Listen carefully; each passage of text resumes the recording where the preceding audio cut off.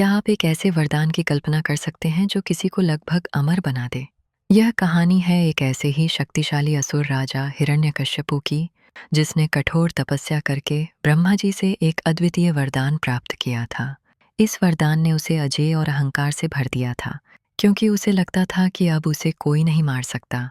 हिरण्यकश्यपु का वरदान अत्यंत जटिल था। उसके अनुसार उसे न तो कोई मनुष्य मार सकता था और न ही कोई जानवर। उसकी मृत्यु न तो दिन में हो सकती थी और न ही रात में। उसे न तो घर के अंदर मारा जा सकता था और न ही घर के बाहर। उसकी मृत्यु न तो धरती पर हो सकती थी और न ही आकाश में। और सबसे महत्वपूर्ण बात, उसे किसी भी प्रकार के अस्त्र या शस्त्र से नहीं मारा जा सकता था।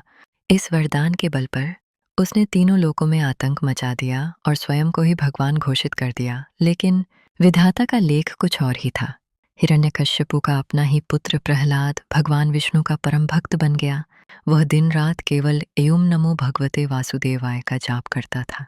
अपने पुत्र की विष्णु भक्ति देखकर हिरण्यकश्यपु क्रोध से आग बबूला हो उठा। उसने प्रहलाद को बहुत समझाया, डराया और धमकाया। लेकिन जब प्रहलाद अपनी भक्ति से नहीं टिका, तो हिरण्यकश्यपु ने उसे मारने के कई प्रयास किए, पर हर बार भगवान विष्णु ने उसकी रक्षा की। अंततः जब हिरण्यकश्यपु का अत्याचार चरम पर पहुंच गया, तो भगवान विष्णु ने एक अद्भुत रूप धारण किया। वे नरसिंह के रूप में प्रकट हुए, जिनका शरीर आधा मनुष्य का और सिर शेर का था।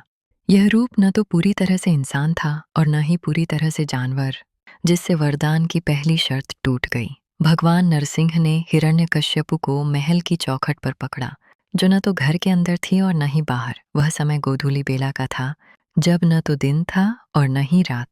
उन्होंने असुर राजा को अपनी जांघों पर लिटा लिया, जो न तो धरती थी और न ही आकाश। और अंत में उन्होंने बिना किसी अस्त्र शस्त्र का प्रयोग किए अपने तीखे नाखूनों से उसका सीना चीरकर उसे मार डाला। इस प्रकार हिरण्यकश्यपु के वरदान की हर शर्त का सम्मान करते हुए भगवान नरसिंह ने अधर्म का अंत किया और धर्म की पुनर्स्थापना की। ये कथा हमें सिखाती है कि अहंकार का अंत निश्चित है और सच्ची भक्ति में वह शक्ति होती है जो सबसे बड़े संकटों से भी रक्षा कर सकती है।